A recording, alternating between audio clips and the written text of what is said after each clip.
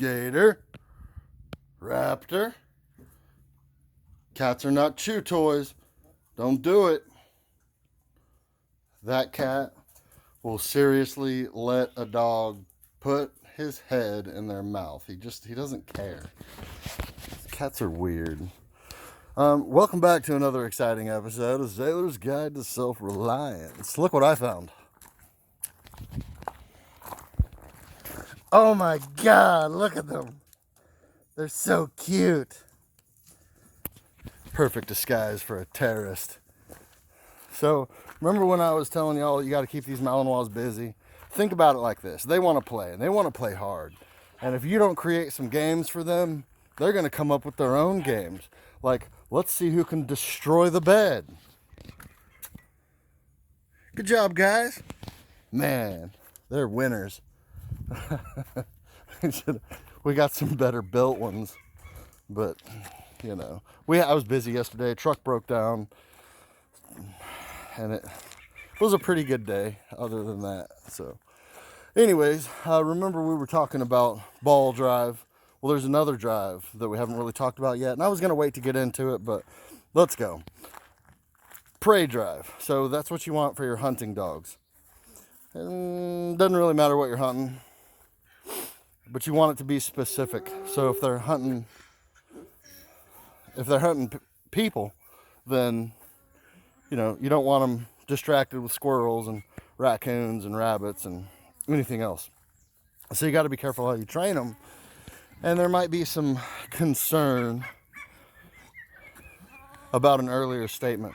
So police dogs, military police working dogs, civilian sector police working dogs, they're trained to apprehend. And they do it by biting arms or legs, right?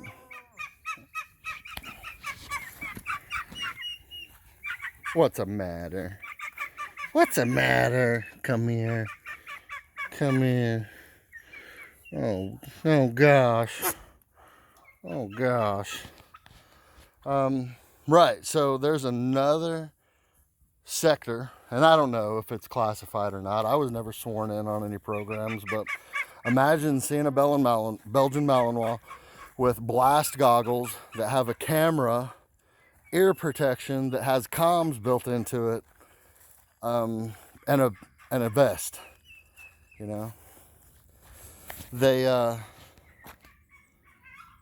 don't apprehend by biting, I don't think. Okay, so imagine this. The bad guys, you know, they do the same thing we do. They post a watch. They'll have a sentry, you know, somebody looking around, keeping watch. Say you send in one of these dogs and he bites it on the arm. That dude's going to be screaming, squeezing off rounds. And look, he's going to make a lot of noise and alert everybody that, hey, something ain't right. So, I don't know, does it make more sense for a dog like that to bite somebody in the back of the head or the throat, or on the arm, or like, anyways, I don't know. But common sense is authorized. But let's talk about most dangerous dog breeds for a second, okay? And hands down, in all the surveys ever done since the beginning of mankind, pit bulls, man. I mean, by far, it's not even close in comparison, because let's see, from 2013 to 2019, I think there's 248 deaths within the United States. Pit bulls, all pit bulls. Second runner-up is Rottweilers, I think, and it's like significantly smaller of a number, like 48. Shepards, you know, Malinois are a shepherd. Now, I'm talking about documented, unprovoked attacks. Those are your kind of some statistics. So number 2, Rottweiler. Mastiffs is like number 5 or 6 on there, and it covers down on all breeds. So, you know, within the Mastiff family, I would have thought number 1 would have been like Tibetan Mastiff, because they're just monsters. 250, 300 pound dog, strongest bite force. It's like 600 or 700 psi. That's breaking bones when it touches its teeth together. Hopefully, you're not between them. But I honestly didn't know that the numbers for pit bulls were so high. Would you guys stop it? Now, if we talk about like the top 5, top 6 dangerous dog breeds, you know, you can't have them in apartment buildings. And, oh, hush. Yeah, right. Good boys and girls. I haven't even looked at them yet. We just got them. One of them though is a monster. God, they're loud. I want to let them out, but they're quarantined right now. We don't know what kind of nastiness they got, so we got to run them through the whole vaccine cycle and deworm them, and it's just a good practice, you know. Whether or not the person we got them from did it or not, we like to double tap, follow up. You really can't be too aggressive with parasites. So, anyways, no, bad. No, 9? We don't do that. So yeah, dangerous dog breeds, man. Definitely Malinois are up there. Now again, unprovoked attacks. So, pit bulls, I don't know why it's so high, because you got a lot of pit bulls, but what I hear is, and I learned this from a pretty good buddy of mine. He's a hog hunter, professional. He takes people on tours, and he's, oh, okay. He takes people on guides, and he's grandfathered into some old rules that people can't do anymore, like transporting wild hogs or dead hogs or the meat. Anyways, we talk a lot about dogs and hunting, and he's convinced that blue pits are the worst, because once they learn to kill, that's a little bit of prey drive. I don't like it, because we're on a farm. 9.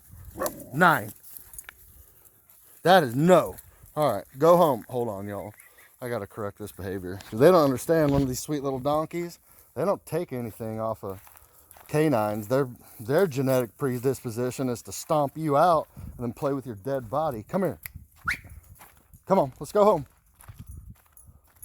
Good boy, Gator. Gator. Score 1 for Gator. So obviously Raptor has a little bit more prey drive. We knew that. Raptor.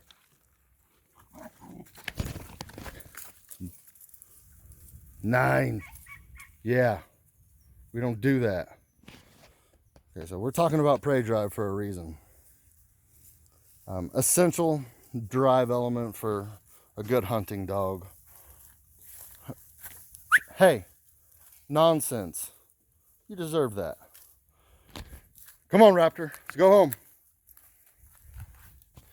We'll give him an opportunity to do it. If he doesn't, then it's discipline time.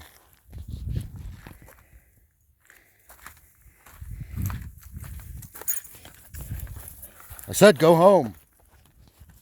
That's the only time you should repeat yourself, is when you're reprimanding. Get him.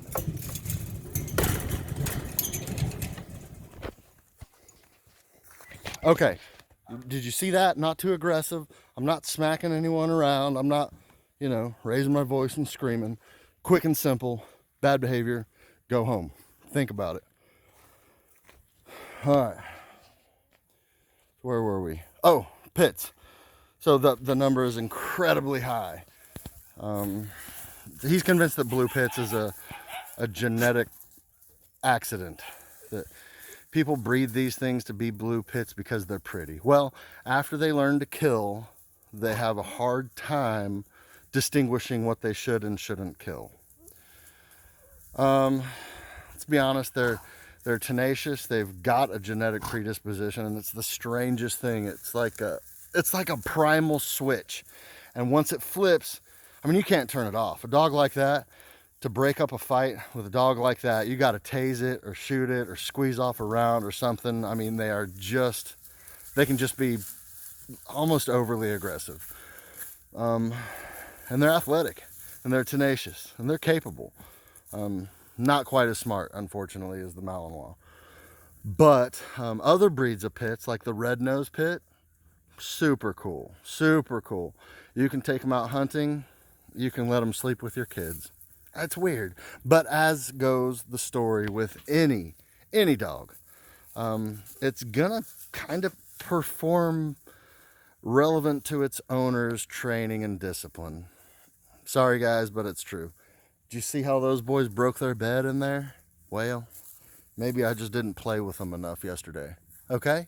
I mean, something to take into consideration, right? So certain kind of dogs don't work in certain kinds of environments, like apartment buildings, small houses with no yard, in a condensed neighborhood. You know, they need to spread their legs and get out in the fields and run, you know? And they'll do it all day long. I was talking a little bit about Rose. She was my Rhodesian Ridgeback Labrador mix. Best hunting dog I've ever owned, most successful by far. I trained her by dragging the skin of what I wanted to hunt. Okay? And we started small with rabbits. Then we graduated to raccoons. And then we moved up to deer. And forever, those three things she could just find, no matter what. And then she learned that, hey, there's none of these scents. What's this? And so she would track that. Well, okay, story one. First time I finished her training and took her out, got her on a scent trail, and popped her collar, she really surprised me because she didn't know, as far as I know now, I did get her from the pound, and she was about a year old. I got her from the pound, took her up in the mountains in Washington. I forget what mountain range. I think the Olympic Mountains. Anyways, doesn't matter. Popped her collar. She picked up a scent, and I trained her to sit and duck her head. And then she learned on her own that she could point like a bird dog. So the Labrador came out a little bit. It was kind of funny. But so I popped the collar, and she took off running, and I was running behind her trying to catch up. She comes around this corner and just starts barking. Just starts losing her mind, like going crazy. I come around the corner, and she's got this giant black bear pinned against a bunch of sticker briars. I came around the corner, unsnapped my pistol, and that bear saw me and just took a dump. Probably a 3-pound dump of just blackberries and blueberries and salmon and whatever, mostly berries, really. And for some reason, I have a feeling that that dog had gotten into that before because she ate 3 pounds of bear crap before I could pull her off of it. And as soon as the bear saw me, you know, he decided it was worth the punishment to run through those stickers, and he turned around and hightailed it out of there. And Rose stopped to eat the bear crap, and it was a funny first time experience. But that was the first time I think I might have saved that dog's life. Boy, she was wild. But I've saved her life 9 times during the whole adventure, and it was an adventure for sure.